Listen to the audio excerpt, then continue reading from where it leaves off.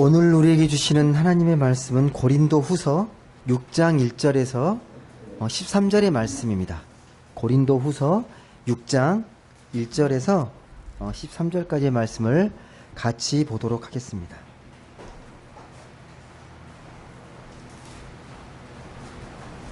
우리 말씀을 한 절씩 교독히 읽도록 하겠습니다. 제가 먼저 1절 말씀을 읽겠습니다.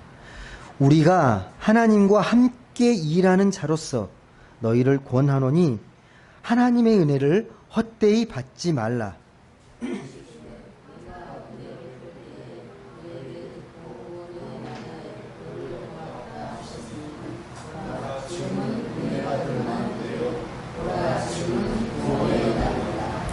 우리가 이 직분이 비방을 받지 않게 하려고 무엇에든지 아무에게도 꺼리끼지 않게 하고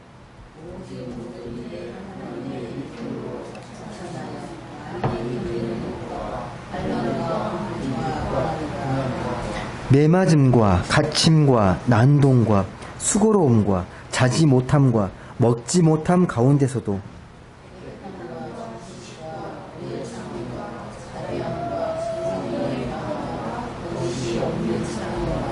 진리의 말씀과 하나님의 능력으로 의의 무기를 좌우에 가지고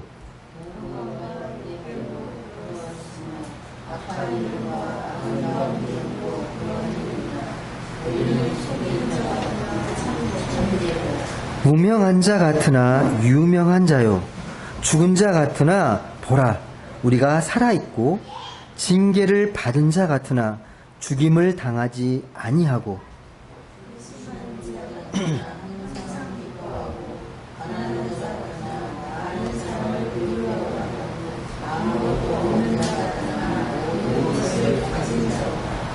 고린도인들이여 너희를 향하여 우리의 입이 열리고 우리의 마음이 넓어졌으니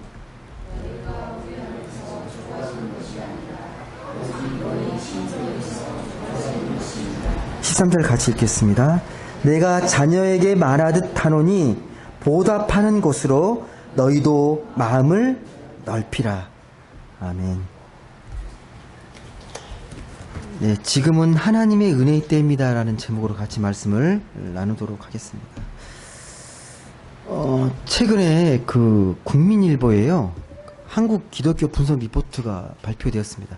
이게 매해마다 발표되는 건 아니고 3, 4년 뭐 늦게는 5, 6년 이렇게 발표되는 건데 한국인의 그 종교 생활과 의식 조사라는 주제로 발표가 됩니다. 근데 그 내용을 보면 뭐 예상하겠지만 이렇게 뭐 긍정적인 내용들이 별로 없습니다. 조사 결과를 보게 되면요, 종교가 있다고 답한 사람이 36% 정도 됩니다. 우리 100명으로 잡으면 36명 정도만 종교가 있다라고 대답을 했습니다. 또 종교가 없다고 답한 비율이 2017년에 53%였는데 얼마로 올라갔냐면 63%로 올라갔습니다. 이 10%가 그러니까 종교가 없다고 이제 답한 무신론자, 무종교인이 된 거죠. 5년 전에 비해서 10%가 더 올라간 겁니다. 신앙을 이제 왜 종교를 안 갖게 됐냐, 신앙을 버렸냐라고 묻는 질문에 종교에 관심 없어서가 40%에 가깝습니다. 관심이 없다. 종교에는 관심이 없다고 말하는 비율이 40%입니다. 28%가 뭐라고 대답을 했냐면 종교에 대한 불신과 실망 28%입니다. 이 통계만 딱 보면요, 그러니까 종교에 대한 그 비판이나 불신 이런 실망보다도 점점점 어디가 커지고 있냐면 무관심, 아예 관심이 없는 거예요. 처음에 그래도 종교에 대한 관심도 있었고 실망도 하고 그랬는데 점점점 어느 비율이 커지는 거냐면 관심이 아예 없는 거예요. 아예 관심이 없어요. 종교에 대해서. 또 교회에 출석하지 않은 게 교인의 비율이요, 이 코로나 이전과 이후에 비교했을 때 출석하지 않는 비율이 3배로 늘었습니다. 예. 출석하지 않고 그냥 온라인으로 비대면으로 예배 드리는 인구가요. 한 가지만 더 소개하면 종교 호감도 조사를 늘 해요. 어느 종교에 가장 호감이 가냐. 가장 많은 호감을 갖는 종교는 불교입니다. 불교에 대한 호감이 32.9%, 이게 33%입니다. 두 번째가 카톨릭. 카톨릭은 28.9%, 거의 29%에 가까운 비율이죠. 그리고 유교에 대한 호감은 11%. 유교보다 떨어집니다. 기독교의 호감은 6%. 그러니까 정말 소수인 거예요. 10%가 안 돼. 10%가 아니라 7%가 안 되는 비율입니다. 그만큼 기독교의 이미지가 매우 안 좋습니다. 이게 현실로 드러나는 통계예요. 물론 우리 입장에서는 오해를, 이건 오해다, 기독교를 잘 몰라서 그렇다라고 분명히 우리가 반박할 수 있지만, 기독교에 대한 이 교회박 시선은 그만큼 안 좋다는 거. 좀 참담하죠. 결과로 보게 되면요. 근데 이런 와중에 어떻게 나가서 하나님 믿으세요, 교회 다니세요 하는 게 쉽지 않은 거죠. 이런 상황이니까. 그래서 개신교 하면 떠오르는 이미지 있잖아요. 개신교. 기독교 하면 어떤 이미지가 떠오르냐? 그 떠오르는 이미지에 다 거의 부정적 이미지인데 이런 거예요. 배타적이다, 편협하다, 광신적이다, 혐오, 이기적, 이런 단어들이 떠올라요. 그러니까 여러분 그 인터넷 검색하게 되면 기독교 하면 연관 검색어 막 뜬다 그러잖아요. 이 이미지가 같이 이제 빅데이터로 이제 올라오는 거예요. 기독교 하면 배타적, 혐오스러움, 뭐 광신적, 이기적, 이렇게 떠오르는 거죠. 이게 기독교에 대한 이미지입니다. 주님이 마태복음 그 5장에서 이렇게 경고를 하셨어요. 잘 아시는 말씀인데, 소금이 그 맛을 잃으면 어디다 쓸 수 있겠냐? 밖에 버려져서 밟힐 뿐이다. 그게 오늘의 현실과 너무 잘 맞아떨어지는 말씀이 되고 있는 겁니다. 여러분, 그래서 이 통계를 우리가 좀 겸허히 좀 또 생각하면서 정말 우리가 기독교인으로서 하나님 믿는 자로서의 잃어버린 맛이 뭔지, 이 시대에 정말 우리가 어떻게 살아야 하나님 믿는 사람답게 사는 것인지에 대한 깊은 이 반성과 더불어서 어떤 삶을 하나님께서 기뻐하시는지를 깊이 돌아보아야 합니다. 깊이 생각해 보아야 합니다. 무엇을 하나님께서 기뻐하시는지, 뭘 회복하길 원하시는지. 그러려면 첫 번째가 뭐겠습니까, 여러분? 그걸 우리가 깨닫고 알려면 우리가 어디서 그 말씀을, 우리가 그걸 이해하고 찾아야 되겠습니까? 말씀인 거잖아요. 하나님께서 우리에게 무엇을 말씀하시는지 말씀을 더 깊이 있게 읽고 말씀에 관심을 갖고 말씀 속에서 하나님의 뜻을 발견해야 합니다. 여러분, 오늘날 이만큼 기독교, 전 세계적으로 기독교가 이렇게 세워지고 이렇게 되어지는데 가장 큰 역할을 한 인물이 있습니다. 누구라고 알고 계십니까, 여러분? 누구입니까? 바울입니다. 사도 바울을 통해서 지역 종교로 머무를 수 있었던 이 소수 종교가 전 세계적인 종교가 된 거잖아요. 바울이 로마 시대 때 1차, 2차, 3차 세계로 이렇게 복음을 전했기 때문에 그 복음의 발판이 돼서 오늘날의 기독교가 이렇게 세워지고 이만큼 발전한 겁니다. 중요한 게 뭐냐면 우리 신약 성경에 보시게 되면 많은 말씀의 부분들이 바울이 쓴 거거든요. 바울이 쓴 말. 바울 뒤에 서신들이 다 바울 서신이잖아요. 근데 그 내용들이 대부분이 기독교 교리에 대한 내용들이 많이 담겨 있습니다. 그러니까 오늘날 우리가 믿고 있는 그 교리의 대부분이요, 바울이 말씀했던 거예요. 바울이 이야기했던 걸 우리가 기독교 교리로 잘 정리해서 그걸 믿고 있는 겁니다. 예를 들면 믿음으로 구원받는다, 이 신칭의, 그 칭의론도 바울이 얘기한 거고요. 교회가 그리스도의 몸이다, 이 교회론도 바울이 이야기한 겁니다. 그리고 종말에 대한 이야기, 그리고 은사에 대한 이야기, 또 부활에 대한 이야기, 부활, 이 모든 이야기의 핵심적인 부분들이요, 바울이 이야기한 거예요. 바울이 말한 내용들이 우리 기독교의 중요한 기둥이 되고 토대가 됩니다. 그래서 우리가 바울의 말씀을 통해서 기독교의 내용들을 좀 잘 정리해서 우리가 이해할 수 있는 거예요. 이 바울을 빼고 기독교를 설명하기 어렵습니다.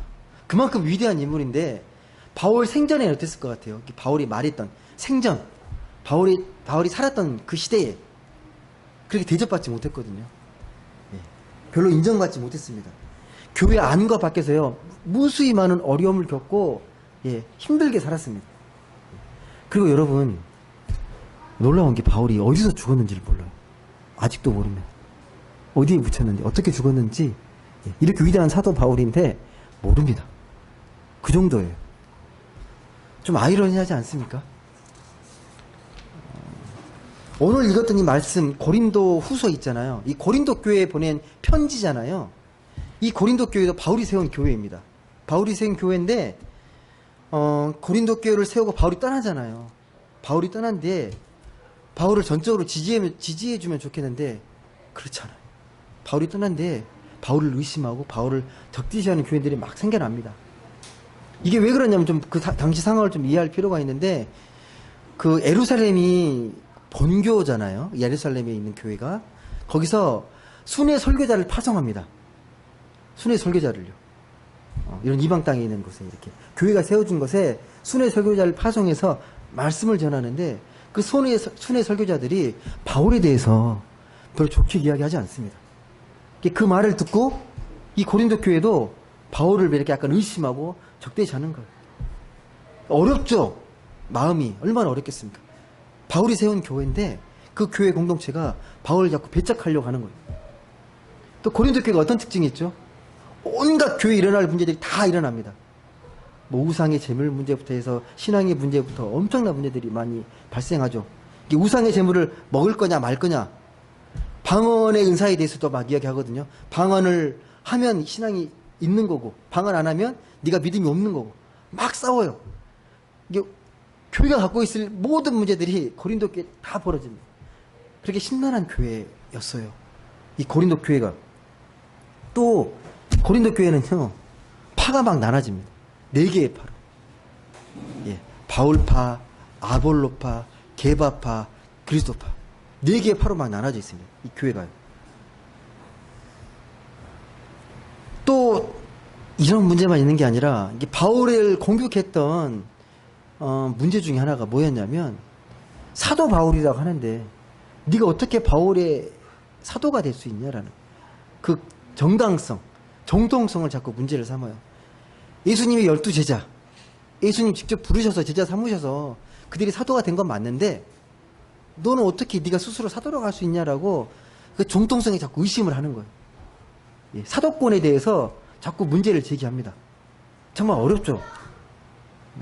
하나님 부르셔서 열심히 복음을 전하지만 교회에서 자꾸 배척하고 사도권을 문제 삼고, 여하튼 이런 어려운 상황에서 안타까운 심정으로 쓴 편지가 고린도 전서 후서입니다. 잘 보셔야 합니다. 그 바울의 심정이 어떤 심정인지를 잘 보시면서 말씀을 읽으면 바울이 어떤 심정인지, 어떤 실존적인 상황에서 이런 고백을 담아서 편지를 쓰고 있는지를 우리가 알게 됩니다. 근데 말씀을 잘 보시게 되면요, 바울이 뭐에 관심이 있는지를 알게 돼요. 어떤 마음으로 이 편지를 썼는지, 그의 목적과 그의 복음을 향한 어떤 열정이 있는지를 이 말씀을 통해서 분명히 발견하게 됩니다. 바울의 관심이 뭔지 아세요? 이렇게 힘들고 어려운데 바울의 관심이 어디에 있는지 아십니까? 복음인데, 복음을 잘 전하는 거예요. 진짜 복음, 참 복음을 전하는 거예요. 수많은 사람들이 하나님을 전하고 복음을 전하는데, 진짜 복음이 뭐 예수 그리스도의 복음이잖아요. 십자가의 복음. 그 복음을 전하는 게 바울의 진짜 목표입니다. 그 의미가 뭐냐? 예수가 왜 우리를 위해서 십자가에 돌아가셨냐? 그게 왜 구원이 되냐? 그게 보혈의 은혜냐? 라는 걸 제대로 전하는 게 바울의 관심이었습니다. 왜 그랬냐면, 그런 복음이 전해져야 진짜 문제가 해결된다고 생각하는 거예요. 진짜 복음이 전파되고 그 복음을 믿어야 그 밖에 다른 문제들이 다 해결된다고 생각한 거예요. 예. 그리고 진짜 복음을 진짜 듣고 믿게 되면 우리가 어떤 방향으로 나아가게 되고 어떻게 믿어야 되는지를 알게 된다고 생각한 거예요. 그래서 진짜 참 복음, 하나님 말씀하시는 진짜 순수한 복음, 순복음을 전하기를 원했던 겁니다. 모든 관심은 그거예요. 진짜 복음을 전하는 거예요. 그때 거짓 교사들도 많았고 잘못된 복음을 막 전하는데, 진짜 복음 이거라고 전하는 게 바울의 큰 관심이고 그게 큰 목적이었습니다. 근데 오늘 정말 중요한 말씀을 합니다. 꼭 기억하셨으면 좋겠거든요. 이걸 잊어버리시면 자꾸 우리 마음이 힘들어질 수 있습니다. 이게 2절에 기록되어 있습니다. 오늘 말씀 한번 2절 말씀 보시겠습니까?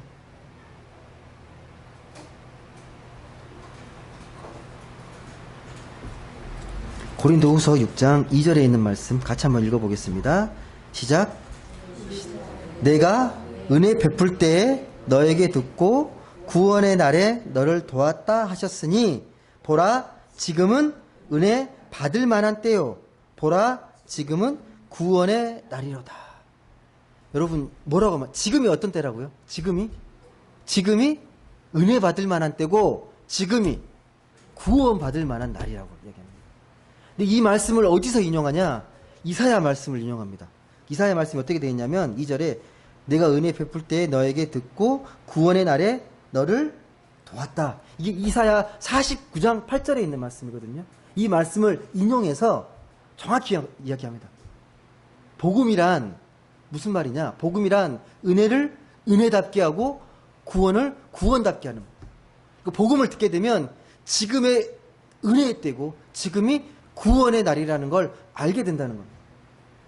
이게 핵심이에요. 여러분 이 말씀은 암송하셔도 됩니다. 예. 힘들고 어려울 때 이렇게 고백하세요. 보라 지금은 은혜 받을 만한 때요. 지금은 구원의 날이로다. 이걸 선포하셔야 됩니다. 매우 중요한 말씀입니다. 진짜 복음을 듣게 되면 은혜를 은혜답게 구원을 구원답게 하는 능력이 있다는 거예요. 그게 복음이라는 거예요. 복음을 잘 비교해봐라. 네가 진짜 복음을 들었으면 그 복음을 통해서 네가 은혜가 정말 은혜가 되고 구원이 구원답게 여겨질 거라고 분명하게 이야기합니다. 여기서 여러분 그 은혜라는 건요. 이 은혜를 잘 보시게 되면 그 2절에 인용되어 있지만 내가 은혜 베풀 때에 너에게 듣고라고 말이 되잖아요. 은혜 베풀 때에 너에게 듣고 구원의 날에 너를 도왔다라고 말합니다. 이게 무슨 말이냐면 그러니까 하나님의 은혜는 하나님께서 우리에게 귀를 기울이신다는 거예요. 우리가 뭔가를 간구하고 뭔가를 구할 때 하나님께서 우리에게 그 기도를 듣고 우리에게 응답하신다. 예. 마치 아이의 말에 어머니가 귀 기울여 듣는 것처럼 하나님 그렇게 귀 기울여 듣는다는 말씀입니다. 혹시 이런 경험 해보신 적 있으십니까? 내가 간절히 기도하는데 하나님 내 기도에 응답하시고 들어주시는 것 같다. 내 말에 귀를 기울여 주시는 것 같다. 그렇게 느껴보신 적 있으십니까? 없으신가요? 예. 한두 번 하나님 내 기도에 응답하시는 것 같다라고 느낄 때가 있을 거예요. 내 기도에 응답하시네. 내 기도를 들어주시네. 그러니까 이 말씀에 따르면요, 구원의 날은 뭐냐? 하나님이 우리를 도우시는 날이에요. 내가 힘들고 어려울 때 하나님이 우리를 도우시는 날. 여러분 그럴 수밖에 없는 게 하나님이 도우실 때만 구원의 역사가 일어나잖아요. 누구의 도움이 아니라 하나님이 도우실 때만 구원의 사건, 구원의 역사가 일어납니다. 여러분 하나님이 도우심이요 아무에게나 경험되지는 않습니다. 하나님의 도우심이 두 가지 이유에서 그래요. 한 가지는 하나님의 도우심이 필요 없다고 여겨질 때, 생각할 때, 별 도움이 안 필요 없다고 느껴질 때, 내가 정말 열심히 노력해서 내가 똑똑하고 내가 잘나서 내가 공부 열심히 해가지고 돈도 잘 벌고 성공하게 되면 하나님의 도우심 별로 필요가 느껴지지 않습니다. 내 힘으로 다 되는데 무슨 하나님의 도우심이 필요하겠습니까? 내가 남들에게 인정받고 잘 살고 있는데 왜 하나님 도우심까지? 그 필요성을 못 느낀다는 거예요. 첫 번째가요. 하지만 여러분 우리는요 아무리 잘 사는 것 같아도 늘 불안이 있어요. 늘 불안함이 있어요. 예. 미래를 모르기 때문에 늘 불안감이 있습니다. 이걸 원초적인 불안, 실존적인 불안이라고 말해요. 우리 인간이 갖고 있는 불안 속에 살아갈 수밖에 없는 존재. 내가 남들이 봤을 때 더 잘 나가는 것 같고 더 잘 사는 것 같고 다 같은 것 같지만 여전히 내 심령 속에 내 깊은 마음 속에는 불안 속에서 두려워하고 걱정하고 염려하는 그 심정이 우리 인간에게는 원초적으로 있다라는 거예요. 여러분 아무리 유명한 인사도요 아무리 잘 나가는 사람도 나름 전문가 유명 셀럽들 들어오면 늘 불안해합니다. 유명한 사람일수록 남들에게 인정받지 못할까봐, 남들이 나를 이렇게 어느 순간에 인기가 떨어질까봐 불안해합니다. 여러분, 미모가 뛰어난 사람이 미모 걱정을 할까요? 미모가 부족한 사람이 미모 걱정을 할까요? 여러분? 미모가 뛰어난 사람이 더 많이 걱정합니다. 정말입니다. 예. 그게 다 불안이에요. 불안한 거예요. 남들이 봤을 때는 충분하는데 왜 이렇게 자꾸 그렇게 하냐고 하는데 아니에요. 더 완벽해지고 싶은 거예요. 늘 불안한 거예요. 심령 속에. 여러분, 첫 번째가 하나님의 도우심이 필요 없다고 생각하니까 하나님의 은혜가 잘 안 느껴지는 거고요. 또 한 가지가 있습니다. 또 한 가지는 하나님의 그 도우심을요, 좀 세상적인 걸로 이해할 때가, 세상적인 방식과 세상적인 차원으로. 그러니까 쉽게 말하면 이런 거예요. 병에 걸렸을 때 병을 낫기 위해서 기도하고, 또 자식 잘 되기 위해서 기도하고, 예. 하나님의 도우심 막 이렇게 물질적으로 구할 때 그게 하나님의 도우심이라고 생각하는 거. 여러분, 이것도 분명히 도우심이에요. 도우심이고, 또 그렇게 구하는 건 우리의 본성입니다. 솔직히 저도 여러분이 늘 이렇게 형통하고 잘 되기를 기도하거든요. 아무런 문제 없이 평안하게 잘 살았으면 좋겠다. 하지만 하나님의 도우심이 그런 차원에 머물러 있지 않습니다. 그건 극히 일부고 더 큰 하나님의 차원이 있습니다. 하나님의 도우심이라는 건 그 차원이 아니에요. 조금만 생각해 보시면 하나님의 도우심의 본질이 뭔지를 생각해 볼 수 있습니다. 여러분, 만약에 우리가 늘 그렇게 어려움과 걱정이 있을 때 그렇게 기도하고 그렇게 응답받고 그렇게 하는 기도의 도우심을 자꾸만 생각하면요, 낙심할 수밖에 없습니다. 언젠가는. 예. 내 뜻대로 안 되는 거에 대해서 낙심할 수밖에 없어요. 또 어떤 문제를 보면 솔직히 여러분, 엄밀히 말씀드려서 하나님께 기도하는 것보다 세상의 권력이나 뭐 권세나 힘에 의존하는 게 더 빠를 수 있어요. 더 중요한 게 뭐냐면 우리가 인생의 크고 작은 문제가 해결된다고 우리 삶 자체가 달라지지 않는다는 거예요. 그런 문제들이 해결된다고 우리 삶의 근본적인 문제가 해결되고 그렇게 되지 않는다는 거예요. 여전히 불안하고 또 허하고 외로울 수 있다는 겁니다. 다시 말씀드리지만 하나님의 도우심은 그런 차원이 아닙니다. 여러분, 만약에요, 하나님의 은혜가, 하나님의 구원이 그런 세상의 어려움을 극복하는 차원이라면 오늘 우리가 읽은 바울은 정말 실패한 사람이에요. 세상의 눈으로 보게 되면요, 바울같이 정말 힘들게 산 사람이 없어요. 철저하게 세상적으로 실패한 인물이 바울입니다. 예수 믿고 죽을 때까지 고생만 하고 일도 잘 안 풀린 사람이 바울입니다. 여러분, 그게 오늘 말씀에 잘 기억되어 나와 있거든요. 그 고린도후서 6장 4절과 5절 한번 보시겠습니까? 얼마나 고생하고 실패한 인생인지가 고스란히 기록되어 있습니다. 고린도후서 6장 4절과 5절 말씀 한번 같이 보겠습니다. 시작. 오직 모든 일에 하나님의 일꾼으로 자천하여 많이 견디는 것과 환난과 궁핍과 고난과 매맞음과 갇힘과 난동과 수고로움과 자지 못함과 먹지 못함 가운데서도. 만약 여러분이 이런 상태면 여러분 복음 전하고 싶습니까? 저 못할 것 같은데. 너무 괴롭습니다. 우리가 인간적으로 상식적으로 그러잖아요. 복음을 전하는데, 하나님의 복음을 전하는데 좀 자게 해주시고 먹을 것 좀 주시고 매 덜 맞게 하시고 고생 덜하게 해주시면 얼마나 좋습니까? 라고 할 수 있잖아요. 근데 그걸 다 겪습니다. 그러니까 하나님이 도우신다는 증거가 하나도 없어요. 세상적인 기준으로 보면 철저하게 실패한 인생입니다. 근데 어떻게 이렇게 고백합니까, 여러분? 상상할 수 없을 정도로 고생하고 어려움을 겪었는데 세상적으로 봤을 때 실패한 것처럼 보이는 이 바울의 인생이 무슨 근거로 하나님이 도우셨다라고 고백합니까? 무슨 근거로 그럴까요?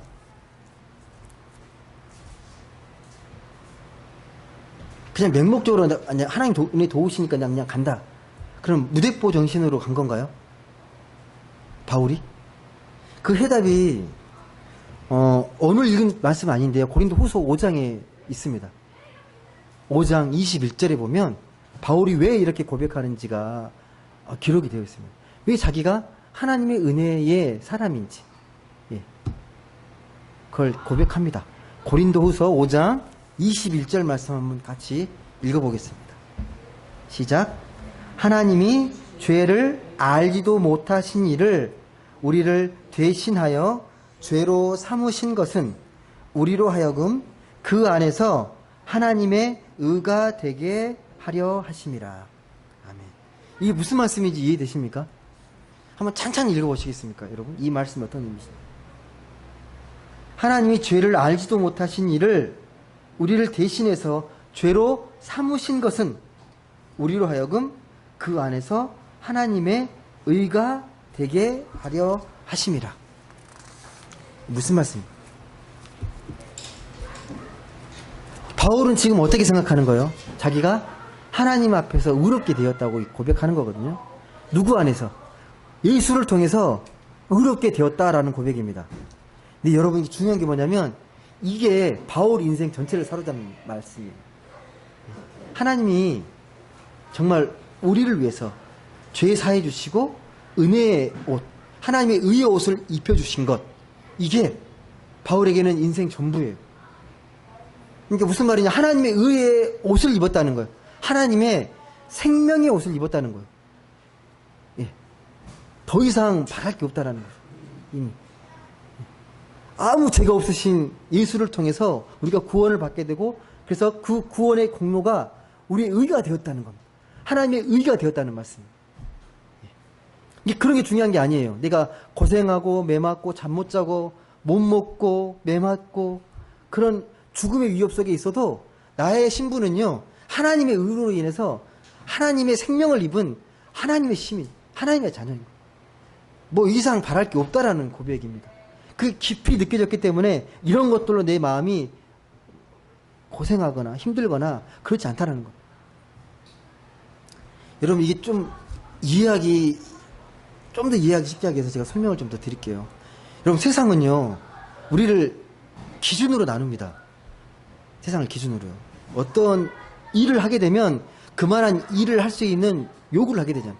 그만한, 이걸 우리가 노동 생산성이라고 말하잖아요. 예. 평생 그런 요구를 따라 살거든요. 예.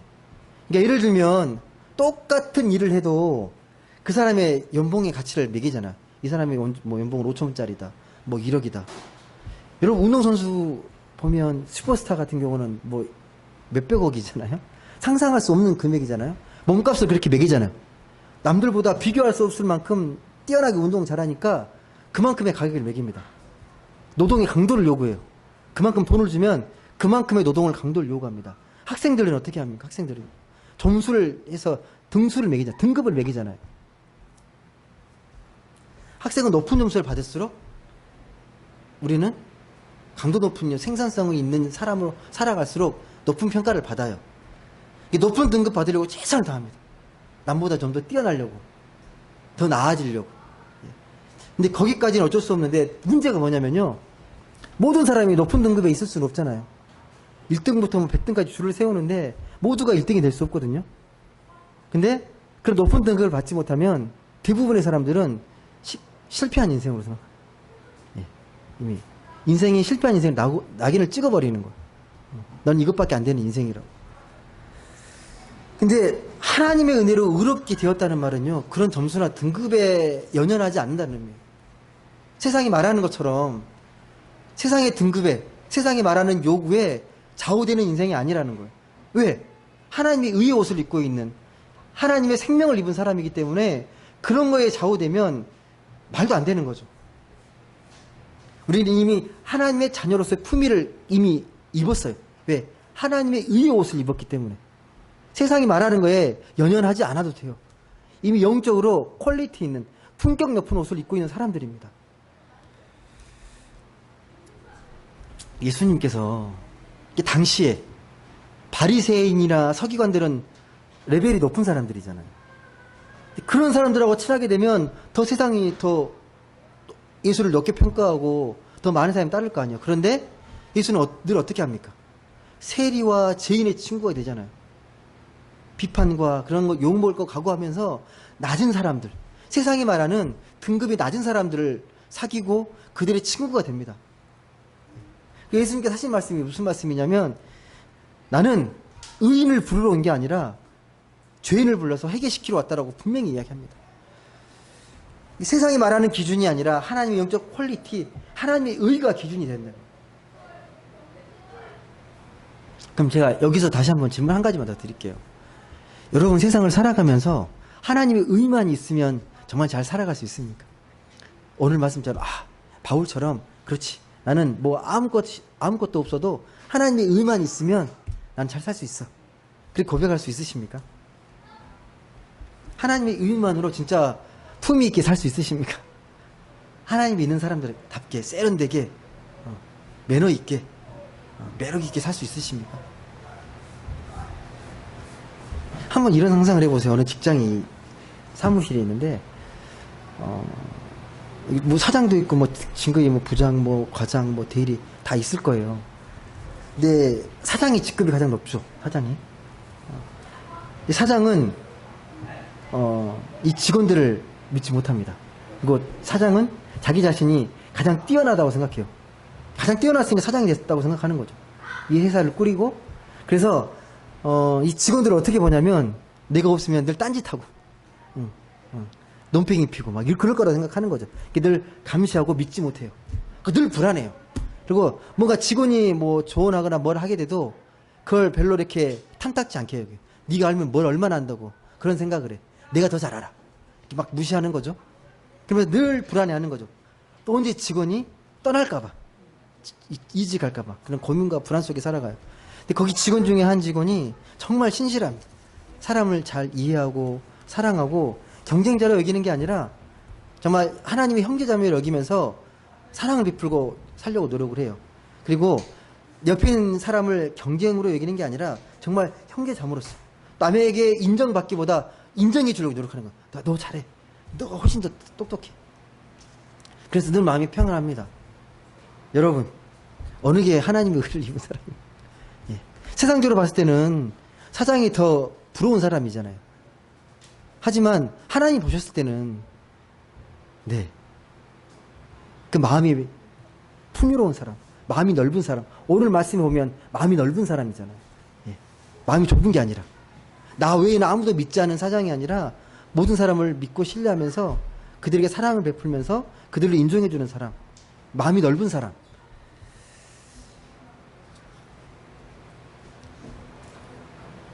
여러분 우리가 그렇게 살도록 부르심 받은 사람들이에요. 이게 여러분의 차별점은 세상이 말하는 누구보다 뛰어난 세상적으로 뛰어난 게 아니라 하나님의 사랑을 실천하는 데 있어서 차별화가 돼야 되는 거예요. 역시 그래도 하나님 믿는 사람들은 달라. 좀 더 이해해주고 배려해주고 더 인정해주는 것 같아 라는 소리를 우리 믿는 사람을 통해서 들어야 합니다. 예. 하나님 그렇게 살도록 우리를 부르셨고 또 그렇게 살도록 능력을 부어주십니다. 구하시면. 그게 오늘 말씀으로 요약하면 이거예요. 지금이 바로 은혜의 때요 구원의 날이다. 지금이 그 어느 때보다 가장 소중한 날입니다. 우리가 놓지 말아야 할 부분 여기서 꼭 기억해야 할 게 뭐냐면 이 은혜의 때 구원의 날이 바로 지금이라는 거. 지금 이 순간. 지금이 가장 소중하다는 말씀입니다. 여러분 그래서 은혜와 구원이 과거에 한 번 뭐 일어난 사건이거나 미래에 일어날 사건이 아닙니다. 지금 일어났다는 거예요. 지금 여기서 은혜와 구원을 하나님 나라로 경험할 수 있어야 돼요. 하나님의 리얼리티로 지금 이 순간 하나님의 은혜를 경험해야 합니다. 그래서 바울은요 오늘 말씀 보게 되면요 보라 지금이라는 말을 2번 반복해요. 보라 지금은 은혜 받을 만한 때요 구원의 날이라는 말을 2번이나 강조해서 이야기합니다. 여러분 여기서 지금이란 말을 좀 더 생각해 볼게요. 여러분 지금이 뭐예요? 지금이 어떤 시간이에요? 지금이라는 시간 숫자로 표기하면 지금 어떤 시간인가? 지금은 2023년 7월 오늘 1일인가요? 23일 지금 오후 12시 20분 지금 이 순간이에요. 근데 지금 이 순간 또 지나갔습니다. 무슨 말이냐면 지금은요 지나온 모든 시간이 지금에 연결되어 있고 지금의 순간이 또 계속해서 미래로 흘러가요. 연결되어 있어요. 그런 의미의 지금입니다. 과거에 살아왔던 그 시간의 결과물이 지금이고 또 미래를 향하는 출발점이 지금이에요. 지금의 의미가 그겁니다. 그러니까 함축되어 있습니다.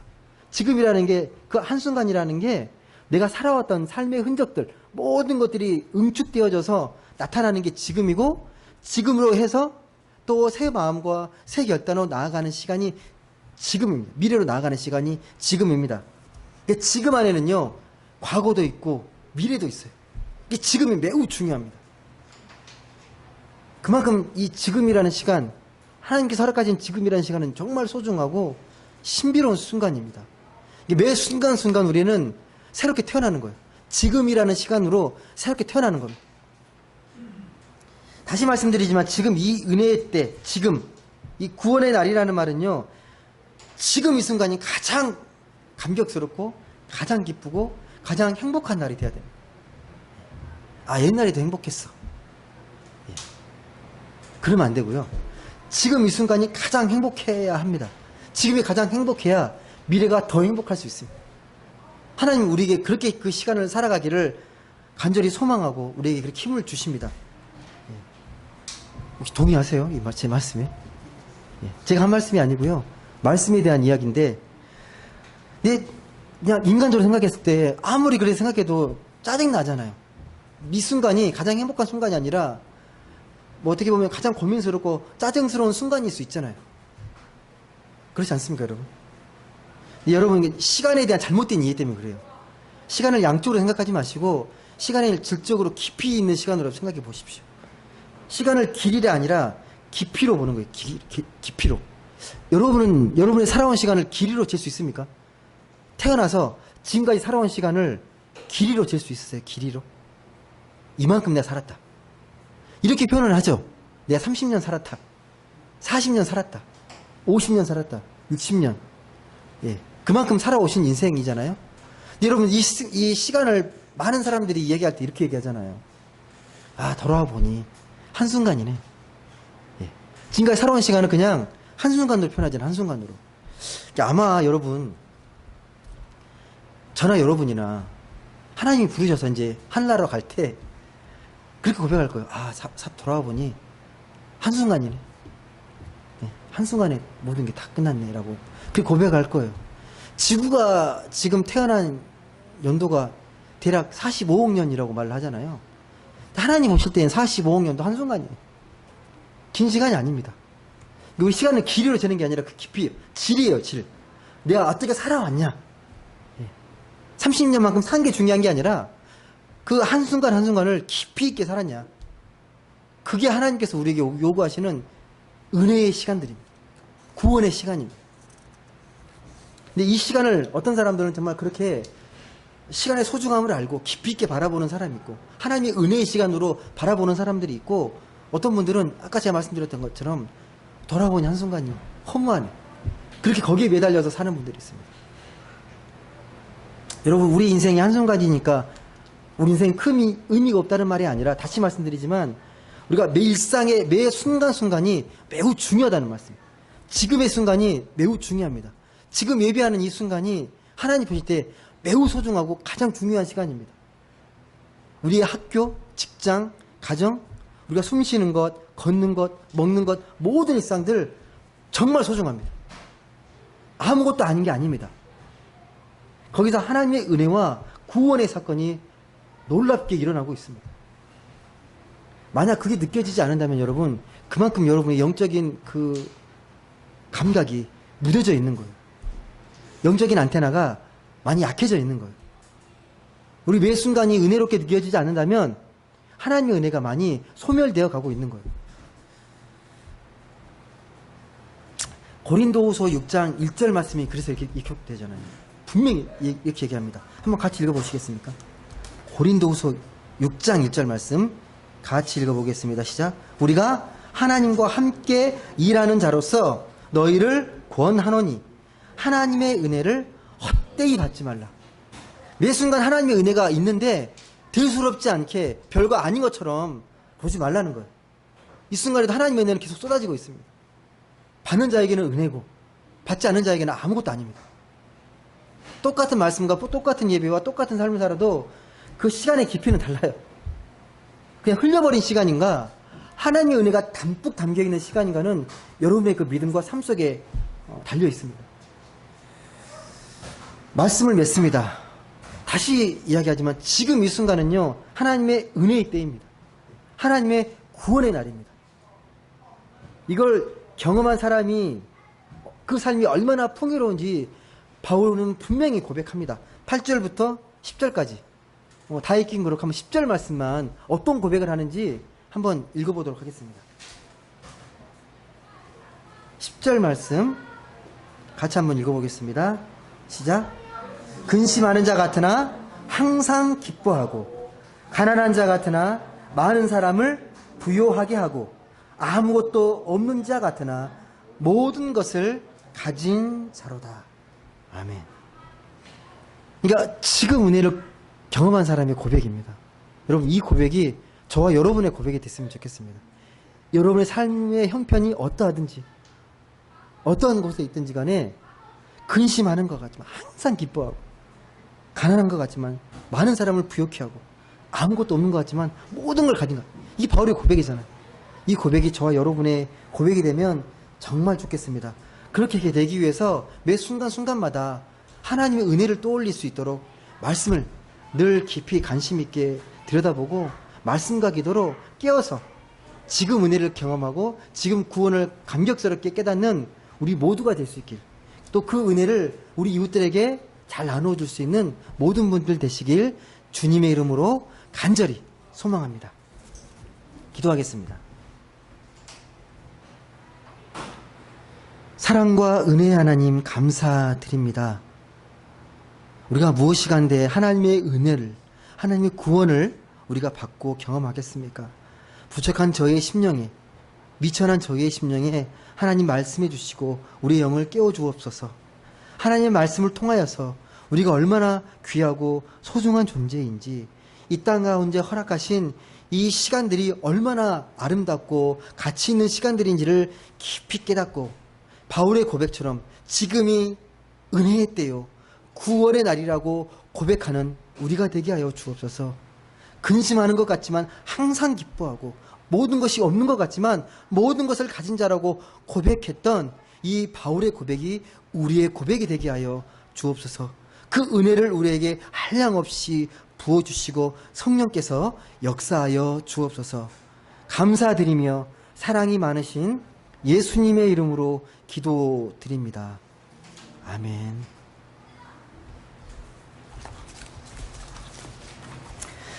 찬송가 285장 다 같이 찬송하시겠습니다.